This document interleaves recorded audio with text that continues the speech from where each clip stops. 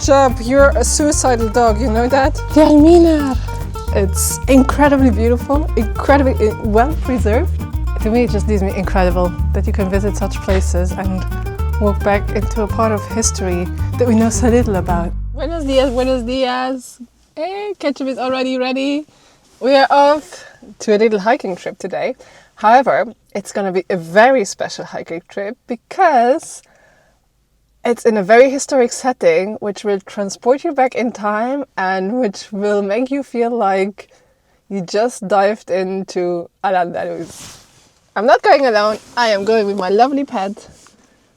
Dog from Cabo Verde, former street dog from the beach island Mayo. Ketchup, are you ready? Yeah, she is ready. Means she's ready. It's always her favorite moment of the week when we go out in a car and venture. We're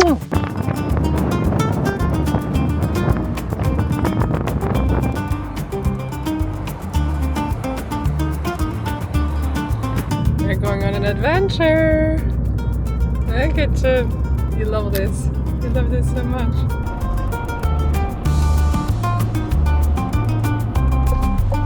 Okay, this is supposed to be the village. The village of Salares is located in the Axarquía mountain range. So the Axarquía, which means, comes also from the Arabic Axarquía, the western lands, if I'm not mistaken, is a part located an hour away from Malaga.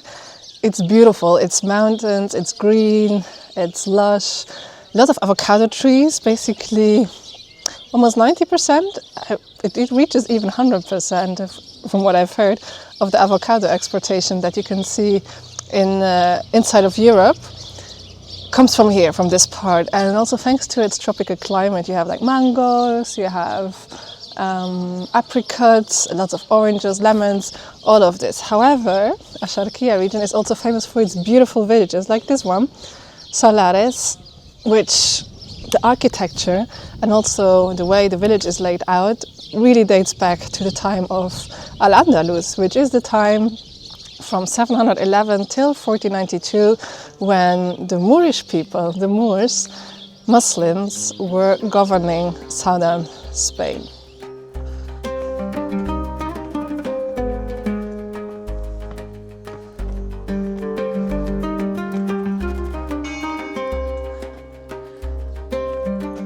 It's narrow streets like these that really make you feel like you're somewhere lost in time, in the times of Al-Andalus.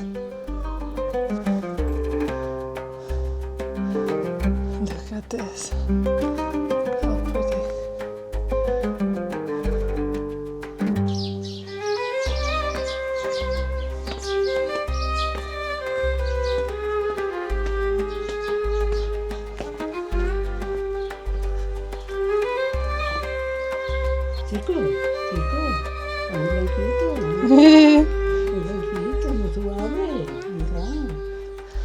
I just had a lovely talk with this lady, and she says she's from the neighboring village, but she moved here for her husband, who was from here.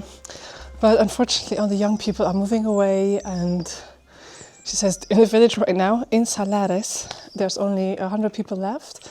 Even the last shop has closed down recently, and yeah, she says it's tricky. It's tricky, but she loves her village, and her grandsons come to visit her from time to time, but that someone has to bring her the groceries. Sometimes there's a baker that comes in the morning and brings it, some bread, but yeah, the life in the village is not what it used to be. That's basically what she was saying. And she was so sweet.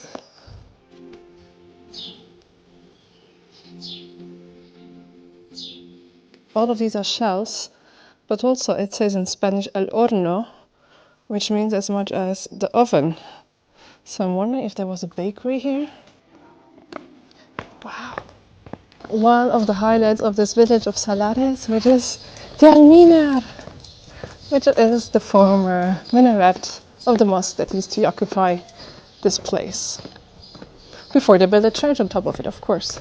Let's see if this place is open. No, it's closed. What a bummer. And today's Sunday. It's supposed to be open. It's a church after all. Who could have the key? If there's 100 people living in the village, it should be easy to find the key, right? What a beautiful place to sit, right? Oh yeah, Ketchup, you want to sit with me, right? You want to come? You want to jump? Yeah, Ketchup loves to sit at these places as well. Could you imagine how life must have been here in the times when the Moorish were in Spain?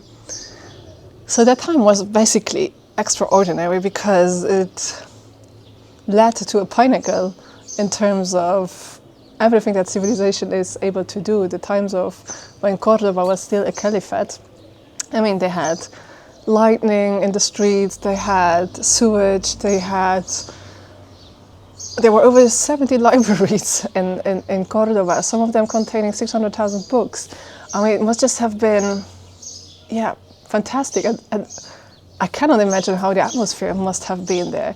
But something that really does catch my attention is how Jewish, Christian and Muslim people live together.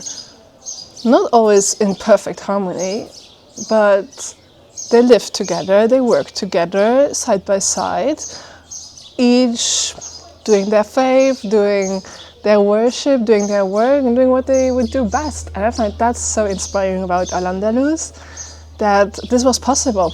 This was possible, and it maybe even precisely through that exchange that this region of Spain came to such a high level, whereas in Europe we were pretty much in the dark ages, I'm sorry to say it. The most spectacular thing about Salares is, and you don't find this anywhere here in the village, nothing tells you about it. I had to do some research online in order to learn about this, that the former patio of the mosque is still there, basically. Let's go and see. So we're right below the minaret, and this is the patio of the former mosque. It was then converted into a home, that's why you still have the chimney part. But this is said to be the patio of the mosque. Here we have the entrance. Oh my goodness, this is fantastic. Here you have the stairs that the muezzin would walk all the way up in order to call for prayer 5 times a day. Oh my goodness, what a place. What a place. And this place where Ketchup is standing there, that's where it's said to have the former entrance of the mosque. Oh my goodness, I would give everything to have a look and to enter. To me, it just leaves me incredible that you can visit such places and walk back into a part of history that we know so little about. I mean, in school, I wasn't taught about the times of Al-Andalus and all the innovations and all the inventions that were happening during this time. Things such as seasonal clothing, I mean, all the books, all the interesting thoughts. Even European Renaissance was fueled from this part of South Spain, and we never heard about it. The first music schools, the foundations of the guitars. I mean, alone the fact that we are eating 3-course meals comes from this part of the world, and we don't know it. The deodorant, the toothpaste, all of it from this part made its way to Europe. Just entered like this into a house. I don't know what it is, to be honest, because it looks abandoned. Look, this is what I found. Wow, I have no idea what this is.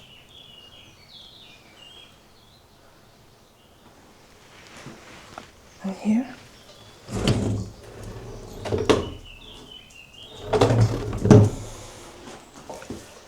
Oh, you found me, Ketchup. What is this place? What is this place? And it smells a little bit awful. I would love to know what this is. I'm just so fascinated by this minaret. It's incredibly beautiful, incredibly well preserved. And yeah, we were meant to have started our hiking route. When I say we, that's Ketchup and I. But we've been just roaming this beautiful village. And there's still a big highlight of the village left, which I can't wait to show you. And right now I'm wondering if I will ever get to make that route, because it's like a 4 hours hike. Wow! This, wow, is just outstanding. There's 2 versions of the story to whom this bridge dates back to. Some say it's from the Romans. However, in the village, everyone calls it the Arab Bridge. Wow. Ketchup, you're a suicidal dog, you know that? Oh my goodness. No, Ketchup. Do you feel proud? Jesus, I know you're an adventure dog, but sometimes you're doing it a little bit too much. What a place!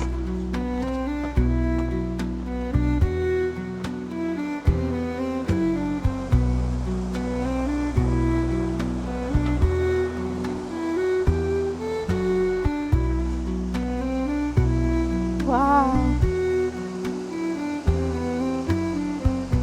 We're leaving Salares in the back and follow our path on a very small one, very narrow, very tight. Ketchup is, as usually, leading the pack. Her big pack, which is her and me, the white sheep. And the hike is about 3 hours. Let's see if we can get it done.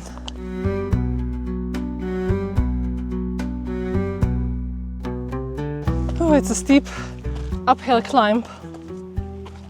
But you just get better and better views of the village and other villages in Axarquía. Look at this one.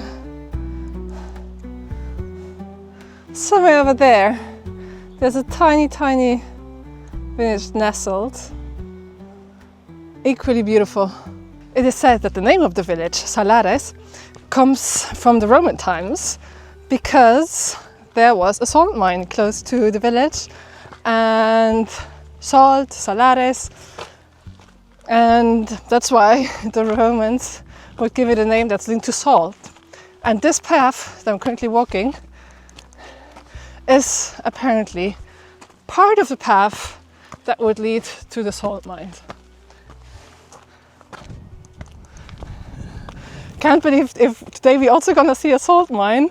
I mean, how lucky can you get? You get to see a former minaret from the Al-Andalus times, now a church tower, an Arab bridge, a very lovely lady with her flowers, this beautiful hike with an amazing dog, and maybe a salt mine. Wow.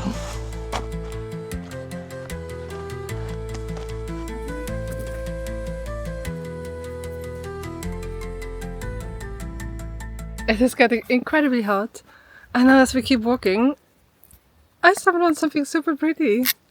Look, all of a sudden we're standing in front of this house and this fountain. Obviously this is Mudéjar, Moorish inspired from the times of Al-Andalus. Look at these beautiful decorations. And here in Arabic letters it says the owner's state. I don't know what that would mean. The owner's state, what that's referring to, but I feel like this is such a perfect example of the interculture that Al-Andalus really is, right? You're speaking Spanish, you see some Arabic signs. Oops, I get too excited. You see some Arabic posters, descriptions, the decorations, but you're in Spain. And I love that they haven't completely eradicated this whole past of Al-Andalus, because it makes traveling Spain just so much deeper and more beautiful and richer and, yeah, layered. I mean, it has been now 15 years that I'm coming to Malaga and almost 20 years that I'm traveling Spain, and I can't get enough of it. I keep discovering, and I think it's partially due to this Moorish Muslim heritage that I'm so fascinated, because you can't find that anywhere else in Europe.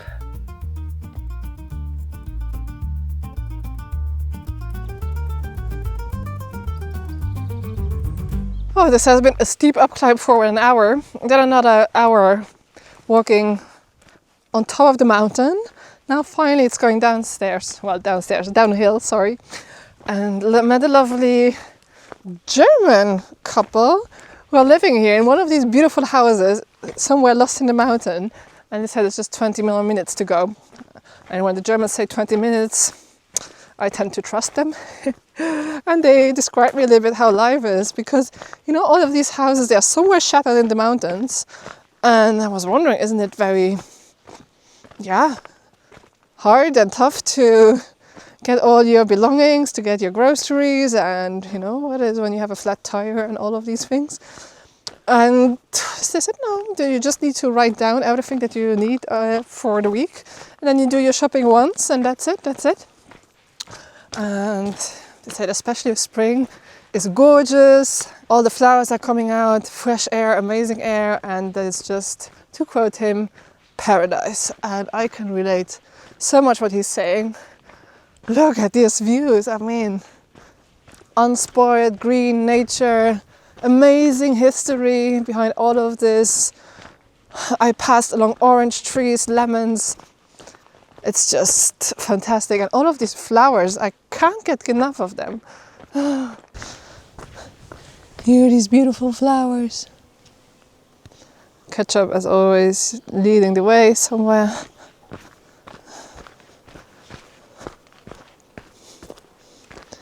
Gorgeous.